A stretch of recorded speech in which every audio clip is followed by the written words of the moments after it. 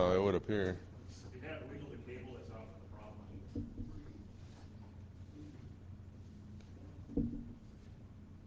problem. All right. Hope everybody had a good lunch. We now present Strom Carlson, who will be doing the talk.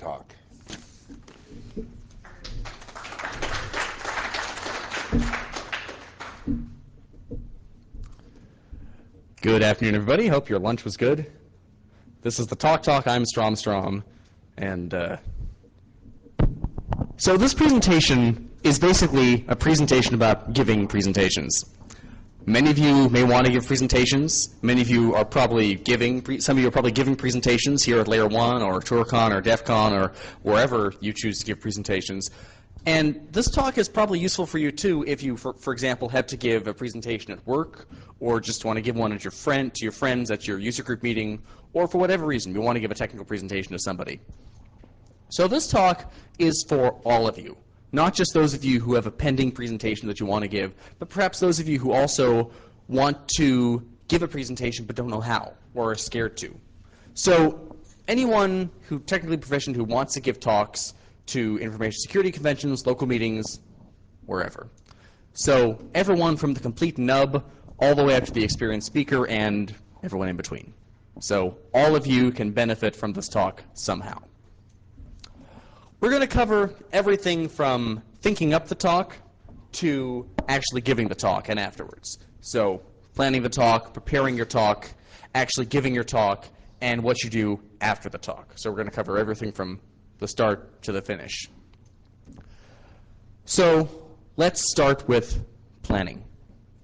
Actually, before we start with planning, let's do the introduction, which I have almost forgotten to do. How many of you have gone to a talk at a security convention like DEF CON, TourCon, LayerOne, and been bored out of your skulls? Right? How many of you have gone to a talk and been really interested in the topic and gotten lost 5 minutes in and not understood a word afterwards? Right? How many of you have gone to a talk that you really, really wanted to see and walked away really disappointed because you didn't learn a damn thing? So this talk, hopefully, will give you all the tools to not be that guy and to give the talk that people want to see and that people like and that they remain interested in and that they'll take something away from. So pay attention. First, you're going to plan your talk. Now, the first thing you're going to do before you do anything else is know who you're going to give your talk to. Know your audience. How many of you read Jerk City? One. Okay, so this is a Jerk City strip, which is a perfect example of not knowing your audience. Here we've got Spigot and Deuce are the names of the characters. So this is a perfect example of not knowing your audience, which I think some of you might be able to connect with. So Spigot says, let's go to the food court and get girls. We can talk to them about how my program doesn't compile. Perfect example of not knowing your audience, right? When was the last time you went to the food court and picked up girls and talked to them about how your program doesn't compile and actually got away with it? Never, right? You all need to relax. I'm not... You can talk. You can talk. Oh, and one thing I forgot to mention. I've got a prize under the desk here, under the lectern, for a really, really good question. So if I hear a really good question from one of you, you will win something really cool. So keep that in mind. When you're giving a tech presentation, there are essentially 3 kinds of people that you're going to be giving presentations to. The grandmother, who represents the complete nub who knows nothing. The geek, who will lap up every technical detail you have to offer. And the business person, who really sort of knows a bit about technical details, but doesn't really care so much about the details. They want to know what's the point. Right? So the grandmother is your archetype of the complete nub. She comes in, and she doesn't know a thing about computers. She doesn't even know how to turn a computer on. You know? And when you give your talk, even though you're giving a technical talk to a technical audience, many of the people, thank you so much, sir, many of the people who come to your talk will not know what you're talking about. Because when you give tech talks, What happens is you give tech talks on very specific, very detailed topics. And most of the people who come in don't know about those topics. So, for example, you give a tech talk on mobile phone hacking, on EVDO, for example, right? A lot of people, everyone in your audience probably has a mobile phone, but most of them probably don't know all the technical details of EVDO. So unless you actually take the time to teach people and introduce people what is EVDO, here's how it works, here's the basics, they won't know. They're going to be lost immediately. So if you lose your audience 5 minutes in because you delve right into the technical detail, no good. There's also the geek. And as it turns out, if you need photos for your presentation, Flickr is a great place to go find them. Here is some guy licking his iPhone, new in box. I don't know why. I wish I understood that. But this is your archetypal geek. The person who, if you came up here and spent an hour reading out of the Nortel DMS100 technical configuration manual, they would love you forever and want to marry you. You know? So this is the kind of person who's going to be hungry for technical detail. And they're going to love you whatever you choose to do. But regardless, most of the time, you know, that person is actually few and far between. If you're giving a really interesting, in-depth talk on a subject like hacking smart cards or hacking mobile phones or whatever, there are going to be a few people who come to your talk just for that talk. They've come to this presentation, they've come to the convention because that's the talk they really want to see and they really want to learn, and there's like going to be 3 of them in the talk, and the rest of the people are going to be one of the other 2 types. So consider them as part of your audience, but don't make the classic mistake of believing that this person is the main member of your audience, because he's not. He's a minority in your audience. The third type of person is what makes up the majority of your talk, the business person type. Now, I know most of you are not the, you know, arrogant executive in the tie who's 24 and thinks he owns the world. But the business person type does present a useful archetype where here's a person who has a grasp on technical things, but doesn't know all the details of what you're going to talk about, and wants to know the upshot. They don't really care whether or not the program loops with a for loop or a while loop or branches off or forks. They want to know, what can I do? What's the upshot? What does this actually mean to me? How does this impact me? So consider all these types when you're preparing your talk. Once you know your audience, and for tech audiences, for tech conventions, it's generally going to be the same type of audience every time. So don't worry too much about that. Once you know your audience, you're going to select a subject. Now, select a subject you know reasonably well, or that you can research and know well. You don't want to give a talk on something you don't know anything about, because you'll be laughed off the stage. You want to narrow your focus. You want to make sure that you can give a thorough coverage of your subject in only an hour, or 45 minutes, or 20 minutes, or whatever, how much time you have allotted to you. You want to make the subject relevant to your audience. Knowing your audience helps you pick that. Definitely, there are audiences to whom you can give a talk and they'll love it. You can give the same talk to a different audience and they'll not have a clue what you're talking about. So definitely, you know, if you're giving a tech presentation, make it somewhat tech related. I can give a presentation on how to give presentations to a whole bunch of different audiences. I'm focusing this one on how to give tech presentations because most of you are technically inclined. Look how many laptops I see in this. If I were giving a presentation to the Pasadena Knitting Club, wouldn't make it about tech. Don't be afraid when you're doing your research and selecting your subject to start over. Yes, you may have a subject which is near and dear to your heart, but if you discover halfway through preparing your talk it's not the subject you can talk about, if you discover that there is nothing that's doable, then don't be afraid to start over, because better you should spend more time, or you should throw out your existing talk and put together a talk which works well than spend all your time putting together a talk which doesn't actually work. So, here's an example of a bad subject. Hacking smart cards. Why is this a bad subject? Because I gave that talk. This is not the talk I gave. Why is this a bad talk? Too broad, too general. Smart cards. Am I talking about transit cards? Am I talking about FedEx cards? Am I talking about Visa cards? What am I talking about?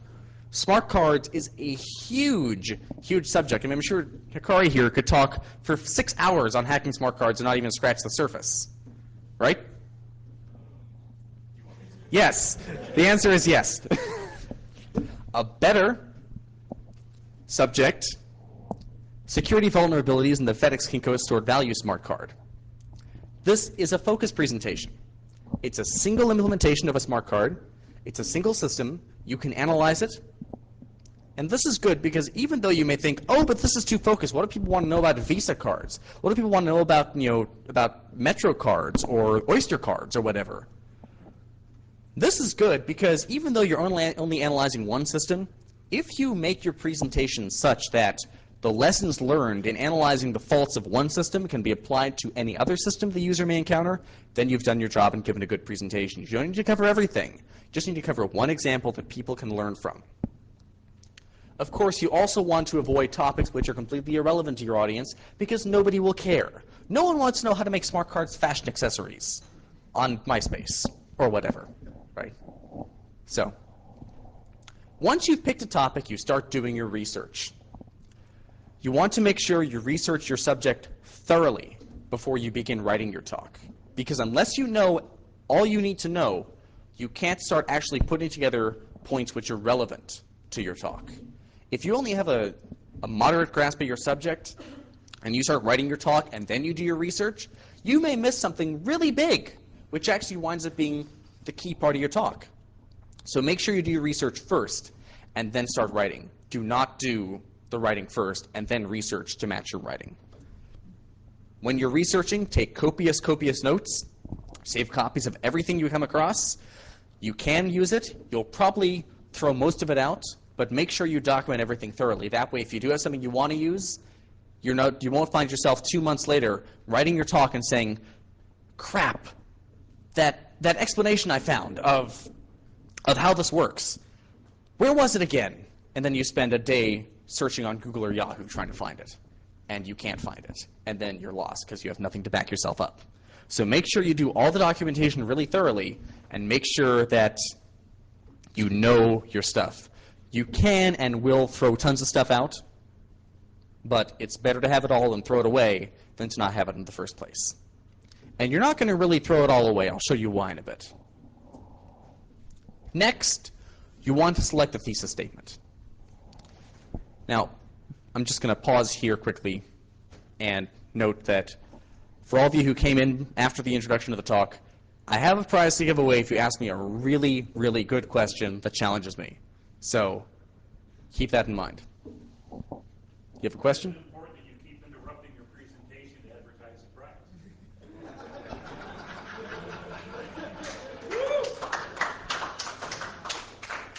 Because I want to get you guys paying attention. I want to get you guys thinking. I want you guys an active part of the audience. I don't want you guys to just sit there and absorb. I want you guys to sit there and think and question. I want you guys to be active participants, not just passive. So.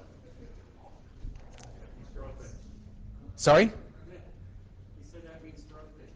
Throw things. So you want to select a thesis statement. Now, if any of you have written college papers or high school papers, this will seem very familiar to you. Thesis statement, a single claim to argue during your talk. One thing to argue.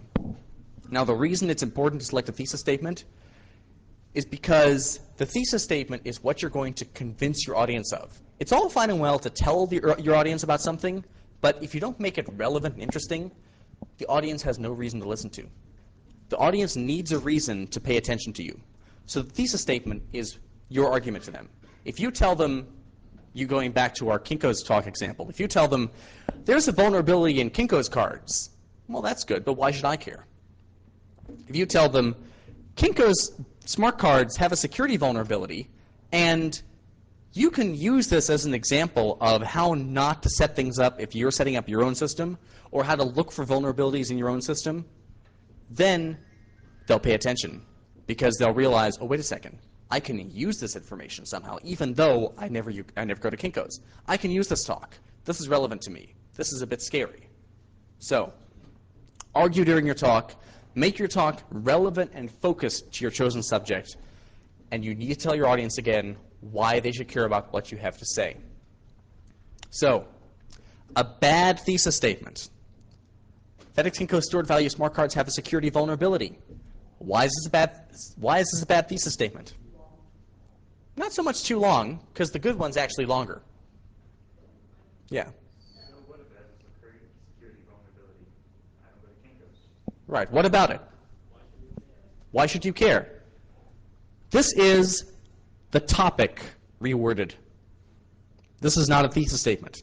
The topic is security vulnerabilities in FedEx Kinko smart cards. There is no argument here. This is a truism. A good thesis statement would be something along the lines of, poor choices in the design phase of the FedEx Kinko stored value smart card system have led to pervasive, embarrassing insecurities. So now this is more relevant, this is more hard-hitting, this is something you care about. Oh, look, not only if I make poor choices in setting up my security system, not only will I have a lot to deal with, I'm going to be up the shitter because I'm going to be embarrassed. I may lose my job. I may lose my reputation. Maybe I should pay attention to this talk. So, yes. Did anyone lose their job over the insecurities in the Kinko smart card? I don't know. I wish I knew. Is it fixed yet? It's been modified. I don't know if it's fixed per se. I haven't really looked at it since, but okay. Now that you have your topic and your thesis statement, now you can start to structure your talk. If you have ever written a paper in high school or college, this will seem eerily familiar. Introduction, 3 supporting arguments, and a conclusion. How many of you have done this before? See? This is not rocket science. Your introduction. First, you want to make friends with your audience. You want to be connected with your audience throughout the entire talk. How many of you have been to talks where the guy stands here at the lectern the entire time and talks and looks at the laptop and talks and looks at the laptop, gets the signal for 10 minutes left, doesn't acknowledge the guy for 2 minutes? You've been to that talk, right? That guy has not made friends with the audience. That guy is talking at an invisible brick wall right here. And there isn't a picture of the audience beyond it. But the guy has not made friends with the audience. He's not connected with you. You guys are not active participants, and he's not actively talking to you. He's giving his talk to the wall again. Make sure you introduce the subject to your audience. Make sure you want to tell them why they should care. You want to give them a good reason to keep listening to you. Again, if you lose your audience, you can't get them back. You might be able to, but as a general rule, expect that you can't. So make sure that your audience gets interested and stays interested the entire time you're giving your talk. Your supporting arguments are basically smaller, more focused versions of your primary argument. The best analogy for this I ever heard was in a debate class I took in high school, where basically your thesis and your overall point, think of it like a 3-legged stool. The thesis and the overall point are the top part of the stool. Each of the supporting arguments is one of the legs. If one of those legs is weak, the whole thing collapses when you try and sit on it. So likewise, your talk needs 3 really strong supporting arguments, each hitting it from a different angle, which reinforce your primary point. You should have at least 3, but no more than 5 supporting arguments. Why do you think this is? People forget things, right? I'm sorry? Exactly.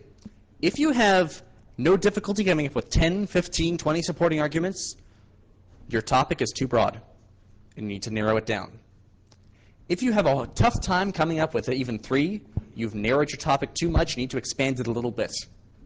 So between 3 and 5 supporting arguments is a good number to aim for, preferably 3, possibly 4, maybe 5, depending on the length of your talk.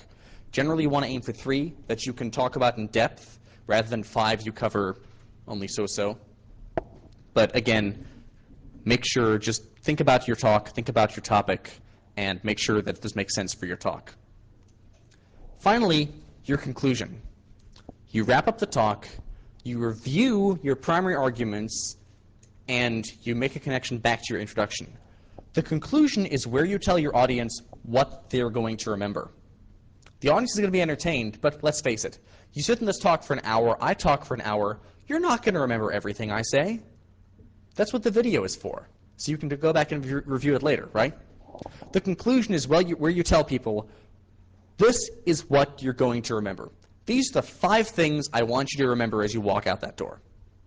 And if you can get your audience to remember those 5 things and remember how you expanded on them in your talk, you've done your job.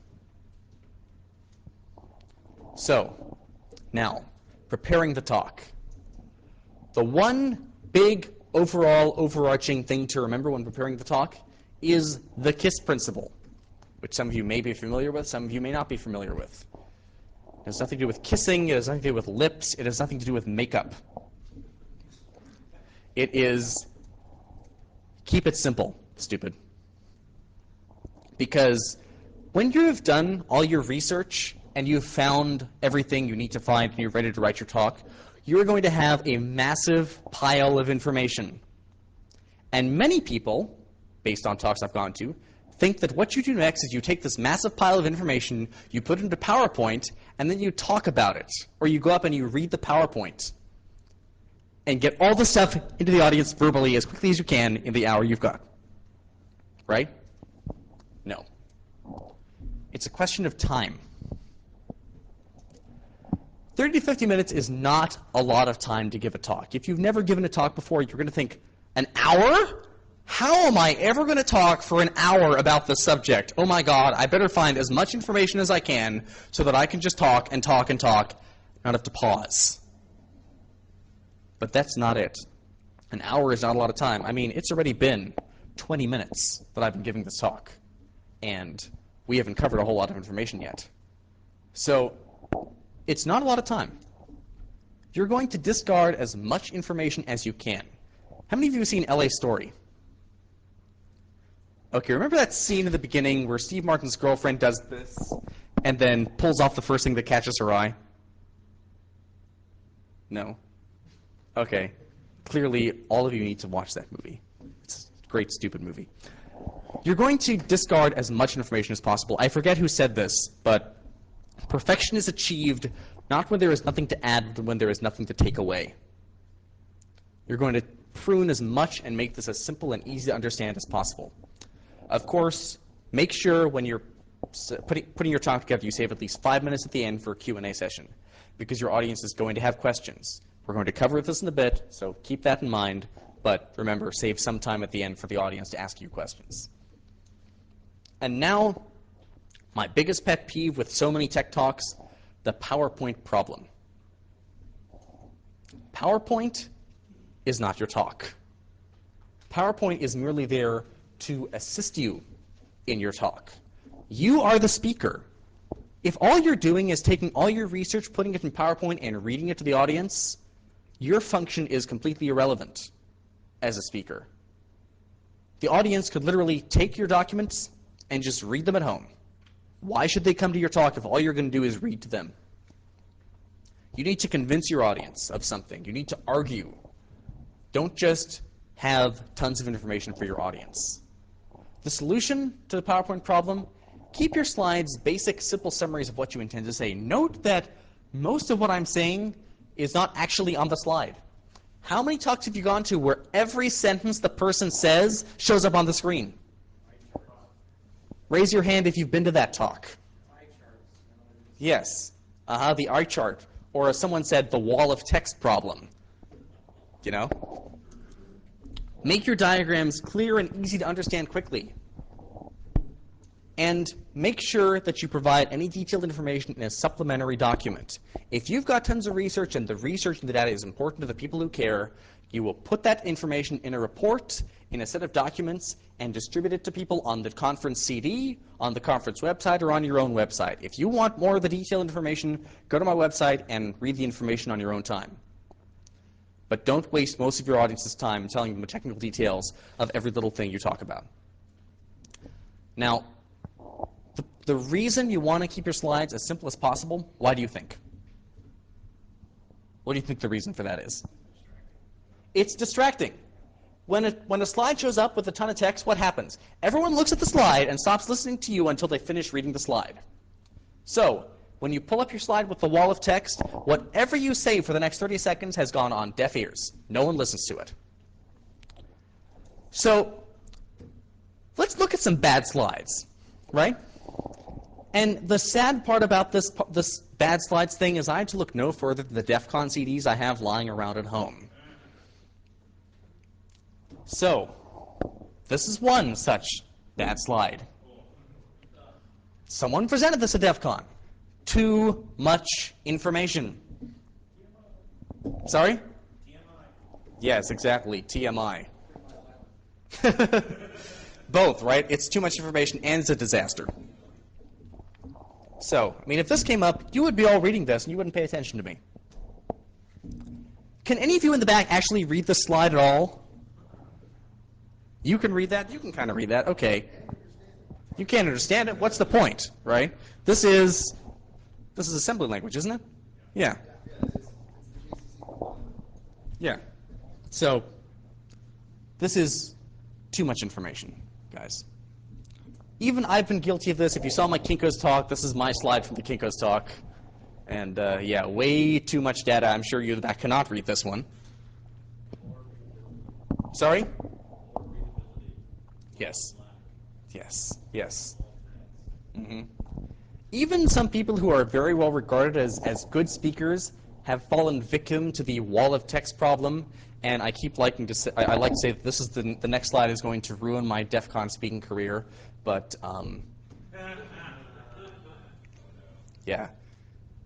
Yeah, this is not only the wall of text, this is the every sentence I say shows up on the slide.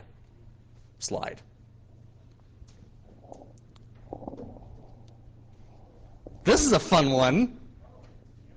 Way too much data and you can't read it. I can barely read this one over here. Here's another one. What the hell is this? Yeah. Can any of you figure out what this is supposed to be at all? Come on. There's a trophy.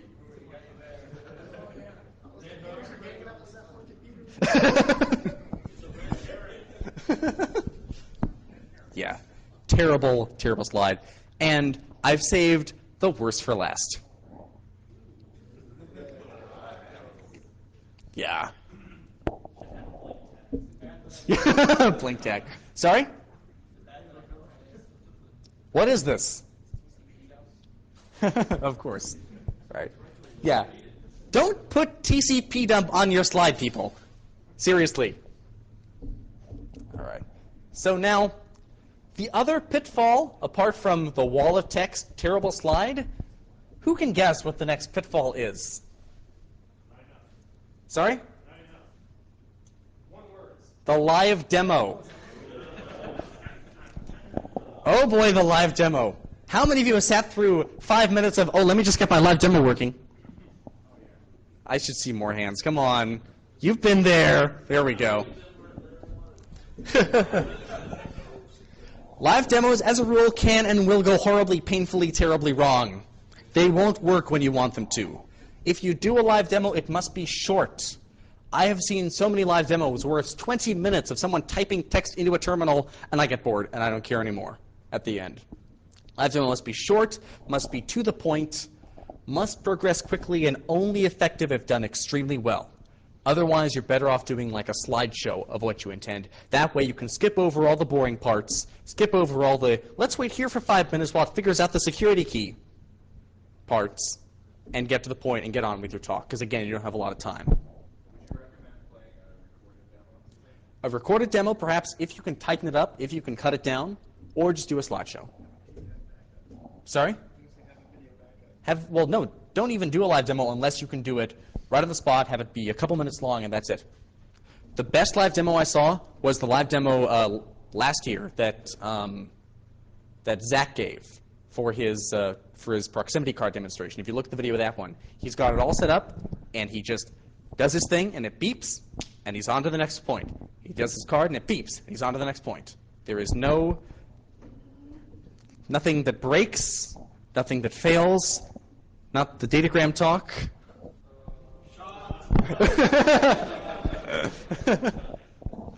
I love you, datagram. This was a fun moment. I remember this one. So do a slideshow. For example, if you're going to introduce a new protocol, let's have our characters from Jerk City introduce the protocol.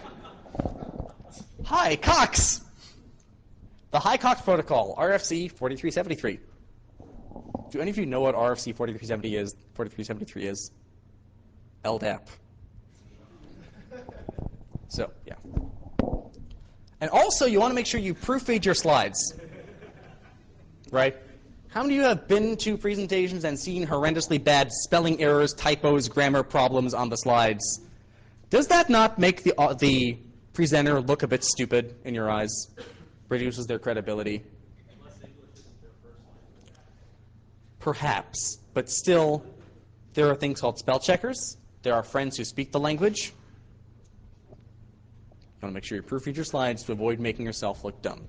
If your English is your second language, you have somewhat of an excuse. I've seen people I have friends who speak English as a second language who speak English far better than many people I know for whom English is their primary language. So that's not maybe not the best excuse. Check your spelling and grammar, check your spelling and grammar, check your spelling and grammar. So there are spell checks in my instant messaging client, for God's sake. You can check your spelling and grammar. Check for consistency. Note how all my slides are the same. They're all consistent, makes it look polished, makes it look good, makes it look like you put time and effort into your presentation and didn't just put it together the morning before.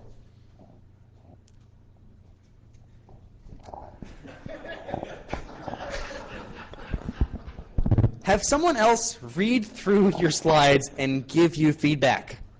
This is important. Have someone you trust give you feedback and tell them to be ruthless. If they tell you this makes no sense, I don't understand this is boring, listen to them. Because if they're telling you these things, most people who come to your talk are going to tell you the same thing. And then, really important, ignore your slides for a few days, then come back and proofread them again. This is going to do wonders for your talk because you're going to come back after a weekend or after a couple days of surfing or skiing or whatever you choose to do, and you're going to go, what the hell was I thinking? If all you do is live in your slides from the moment you start until the moment you talk, you're going to lose track of reality. You're going to lose track of how it looks as someone who is not intimately familiar with what you're going through to prepare your talk. So make sure you give yourself some time between putting your talk together and looking at it again to give yourself a fresh dose of perspective. And be ruthless. Take things out. Change things. Don't be afraid to do this. The better you can make it, the more people you can show it to beforehand and have them say, yeah, this is a great talk, or this makes no sense, the better you're going to do when you give it to a real audience of people you don't know. So now, giving the talk. Our third point. You want to consider your audience. The audience is very eager to hear what you have to say. If they didn't want to hear what you have to say, they wouldn't be spending hours of their time sitting in a room listening to you talk. They would be off at home, reading things on the web, playing games, doing whatever they do at home. Make the audience work for you by giving them what they want. So, what does the audience want? Prizes. Prizes, yes. The audience wants to know new things, and what they want to have a good time learning them. That's all they want. They don't need to know everything in the tech manual. They don't need to know all the trials and tribulations of how you got from point A to point B. They want to know, what is this, and how does it affect me? And that's it. And have a good time learning it. So when you speak, make sure, first off, slow down. When you practice your talk, make a recording of yourself giving the talk, and then listen to the recording. You will be horrified at what you sound like. You speak way too fast. You mumble. You skip over important details. Make sure you slow down when you give your talk so that people can understand you. How many of you have been to the talk? I think I talked really fast. I've been talking microphone. Hands? Come on. If you've been to DEF CON, you've been to that talk. Enunciate. Make sure you're pronouncing things. Again, Just because you're talking doesn't mean the audience can understand you. And going back to that English is a second language thing, many members of your audience may not speak English natively. They may not know what means. Make sure you make an effort to make yourself clear to your audience. Otherwise, they're going to get tired of trying to understand you, and they're going to give up and go surf the web on their laptops. Datagram and standard error.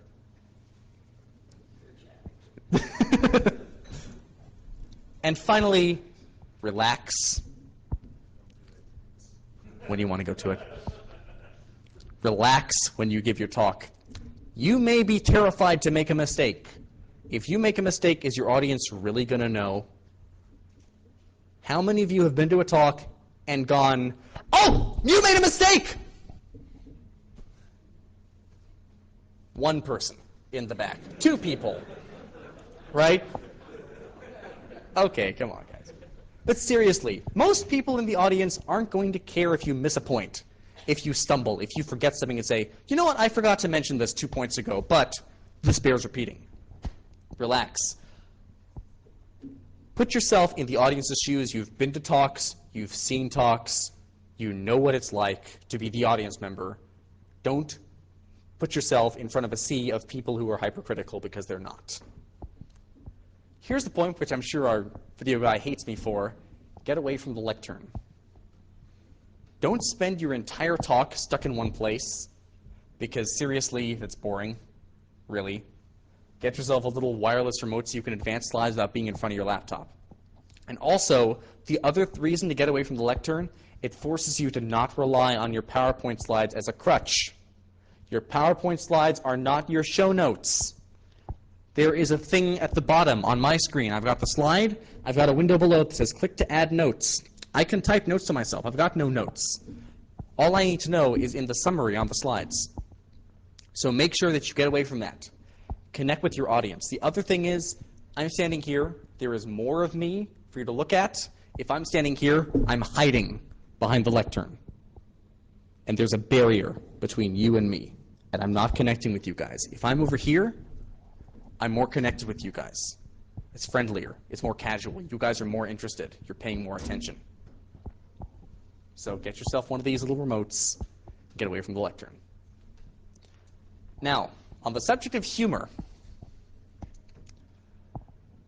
humor is necessary. You're giving a technical talk. You don't want to bore your audience. You want to make them have a good time. Be funny. Be relaxed. If you get your audience laughing, that relaxes them. And that makes them more apt to pay attention. It's more like, "Hey, we're 2 friends, we're having a chat," rather than, "I'm the professor, you are the student, you will be quiet." However, unfunny jokes will make your audience disinterested in everything you have to say. Because now they're no longer interested in what you have to say. They're thinking, "Oh God, this guy is trying to be funny and failing miserably. I don't want to listen to him anymore." So bounce your jokes off people. Also, don't do the humor too much. You're giving a tech presentation. You're not a stand-up comedian. Too much humor is a bad, bad thing. So try not to do that. As a last resort, ask your friends, "Does this joke sound funny to you? Would I use this?" But when you're paring out all the excess humor you put into your talk, use the same rule as when you're paring out technical information. Keep it simple. Keep it basic. Just throw in a joke every now and again where it makes sense and where it's relevant to your audience. Pay attention also. You want your audience to pay attention to you, so you should pay attention to your audience. Going back to our example of the guy who stands behind the lectern and reads the PowerPoint slides and tells you everything on the slide and doesn't pay attention, and the guy standing there for 5 minutes saying, "You have 10 minutes left. Hello, sir. Sir. Hello. Hello." The guy's in his own little bubble, not paying attention to you as the audience. So if the presenter doesn't care about you, why should you as the audience care about the presenter? Your audience will tell you whether they're having a good time or a bad time. If they're interested in you, they'll be looking at you. They'll be interested. They'll be studying your slides. They'll look back and forth. You'll see that look of, "I'm thinking. This makes sense. This is cool. I'm interested." If you've lost them, you're going to see, or you're going to see faces buried in laptops. Or you're going to see people chatting back and forth. Or you're going to see doodling. They're not going to be looking at you or the slide. They're going to be bored, and you're going to be able to tell by looking directly at them. So you must respond to your audience. If you're losing your audience, do something to get them back. Get their attention. Have fun. Tell them, ask them, what do you want to know? What can I do for you to make you have a good time? Ask them to tell you something. Ask them to participate. Ask them to be part of the presentation, and not just listeners to a TV set which happens to be live in front of them. So now, after you give the talk, the Q&A session is where you go from being the speaker to being the expert. Any idiot can come up here and give a talk about anything. However, the Q&A is where you really shine, because if you've done all your research properly, all that research will be buried in the back of your head somewhere, even though you've torn most of it out of your presentation. So all the research will be in the back of your head, and it'll be on that CD you gave to everybody. And when people ask you questions, you can go, oh yeah, that weird thing you're asking about, well, really what happens is this, this, this, this, and this. That's your chance to shine. That's where the audience believes you. That's where they go from, here's someone who said something interesting, to here's someone I want to talk to. Here's someone I want to get to know. Here's someone I'd like to talk to because I respect their knowledge about the subject. Always give your audience time to ask you questions. And one of my biggest pet peeves in tech talks, when someone asks you a question, repeat the question before you answer it. Because if this guy up here asks a question, and I can hear him fine, and I start answering the question, you in the back haven't heard the question, and therefore my answer makes no sense, and therefore you're not going to pay attention to it. So when someone asks you a question, repeat the question, because not only will it make sure that you understand the question properly before you answer it, it'll make sure that everyone else knows what the question is and therefore what the answer actually relates to. Otherwise, you're giving them information they're going to throw away and never use, and you're wasting your time and their time, and the only person whose time you're giving is the person who asked the question, and maybe whoever was in earshot. And that's a bad, bad thing. You don't want to waste anyone's time, not yours, not the audience's. When your time is up, invite people to talk to you one-on-one outside the presentation. There's only so much time for Q&A anyway, so really let people talk to you afterwards. It's only a good thing. So, just to summarize, and again, what do we do in the summary and the conclusion? Go back to the beginning and? Thesis and? What am I going to tell you now? What you're to remember when you walk out the door, right? So, know your audience and prepare the talk which they will find useful and interesting. Two key things, useful and interesting, knowledge and entertainment. Teach both the tech-savvy and those who are unfamiliar with your subject matter. Again, if you do not properly introduce your subject matter, if you don't teach your audience, this is the first thing I'm going to talk about, and this is why it's important. This is the second thing which I'm going to talk about. This is why it's important. And finally, this is how it all relates. If you just dive straight into the technical detail, you've lost 80% of your audience, and you're never going to get them back. So teach them. Don't just instruct them. Teach them. Tell them. Help them learn. They came to your talk to learn, not just to hear what they can read online. Throw away everything you possibly can. I went through the slideshow last night and said, what can I throw away? Even though I've given this talk before, several times. I went through and I said, what can I delete? What doesn't make sense? What's irrelevant? What can I throw out? I threw out like 3 or 4 slides. Keep it simple. Your slideshow is not your talk. Your slideshow is not your show notes. Your slideshow is a summary of what you're talking about. Your slideshow is a guide. So that if your audience does happen to space out for 5 seconds, they can look at it, go, oh, that's what he's talking about, and come back to you. If you do the wall of text, you're distracting your audience. Do not use your PowerPoint slideshow as a crutch. Do not use the lectern as a crutch. Because, again, if that's the case, you're wasting everyone's time, and your audience would be better served by just reading what you have to say online, at home, in their underwear. Avoid the live demo if you possibly can. Make it a slideshow, or make it a video or something. Cut it down and make it not a major part of your presentation. Slow down and relax so people can understand you. And finally, Give the audience time to ask you questions. With that in mind, do y'all have any questions? Yes.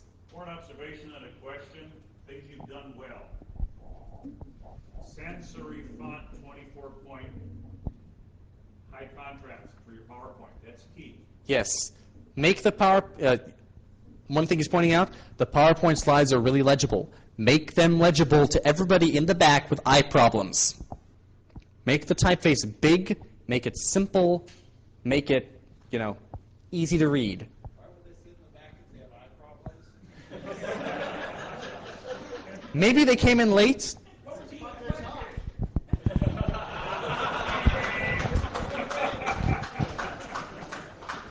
Hostile audience. Yes, hostile audience. Tips and techniques. Yes. Was there more you wanted to point out? Another thing also, as you notice, look where he holds the microphone. Hold it in front of your mouth and do the Peter Piper things into the microphone. Hello, blah, blah, blah. PPP. Hear that? If you hold the mic in front of your mouth, he can't get that syllable out. Peter Piper pecked to pa pa pa pa. If you do it here, pa pa pa pa, you don't get that noise in the microphone. You never heard him say, or or yeah. Yes, avoid filler words. Do not say like, yeah, right, also, and all. Yeah, avoid that stuff. If you need to take a second to think, don't say anything. Just take that second to think. Now, you had a question in the back, sir? Actually, what the question was, I didn't get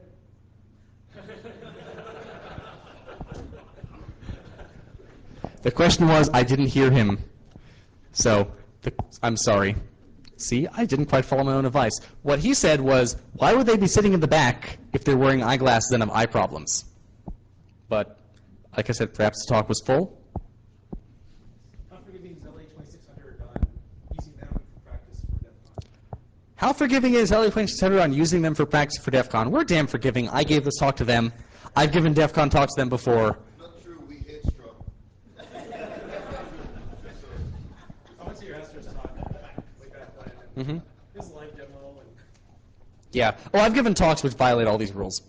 But that's before I really figured things out. You had a question, Julio. Yeah, have problems using just because they're afraid more than anything.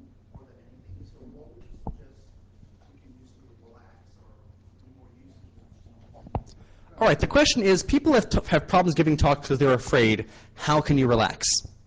Well, first off, be comfortable with people in general. Spend time with people. Hang out with people. Go to your meetings, meet people. Yes, and also, as Stan is helpfully pointing out, beer. Beer is a very useful thing. Beer or alcohol or whatever you want to use to relax. Yes, question. one of the best confidence builders is to practice the presentation before you give it, so that you are familiar with the material. So when you get up there to present it, you're not stumbling through it. Because if you get nervous in front of people, you're going to get blind nervous. But if you practice, you know what comes next. Yes, the point, again, for those of you who can't hear it, practice your material, know your material well. This is why I advise you to pick a subject you know well already. That way, when you give the subject, when you give the talk, you know what you're talking about. Again, if you know ahead of time what your basic outline is and what you're going to talk about, you shouldn't need to rely on PowerPoint as a crutch. You know your way through the talk. So, And the other thing is that, as he asked, if you have like local 2600 or DC or whatever kind of groups, they're a good place to demo it so that you're not going to go up to a bigger conference or a bigger audience and have errors or whatever you're missing that you might want to include. Both Strom and I have given like 2600 talks where they're not even done yet, but we just want to get it out there so we can get feedback on it as we're doing it. Even if you're not done, it's good to do just so you can hear other people's yeah. opinions. Yeah, like Datagram says, even if you're not done, give your talk to your friends, ask them for advice. It's very useful. Okay, I have time for, I think, one more question. And if you have any more questions, please come see me afterwards.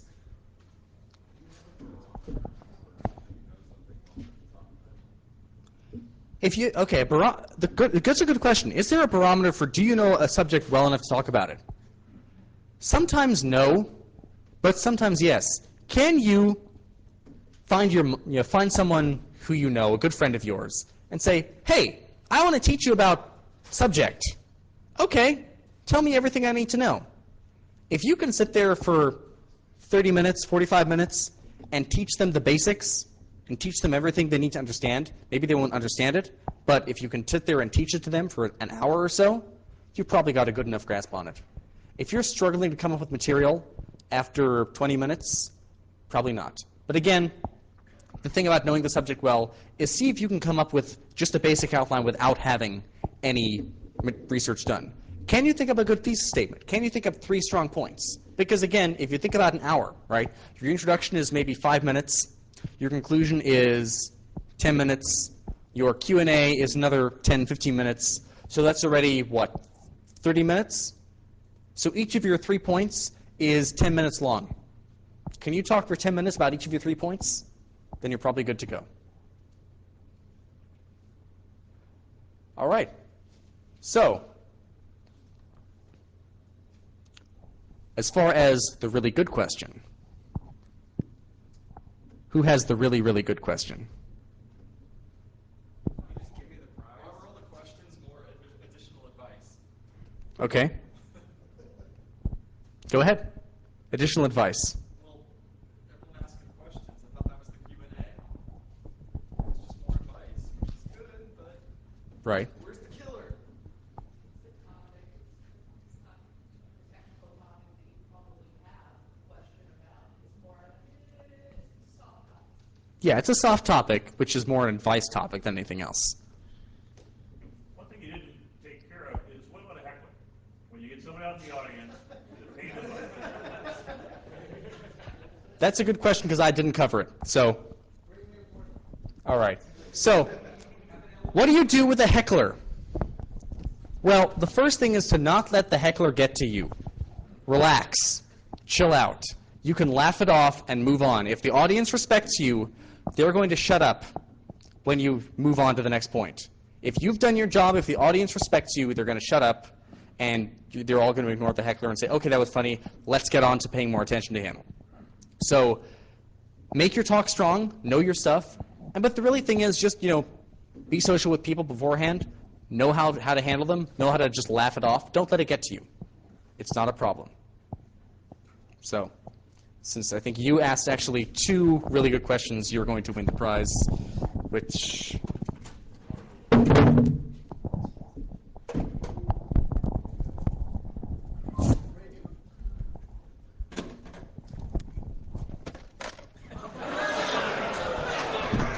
It's 30 years old, take care of it.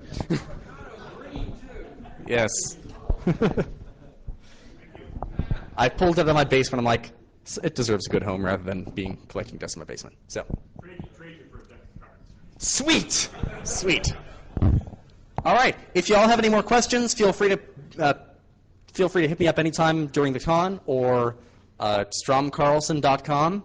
There's my contact information on the front of the page if you want to get me out to the convention.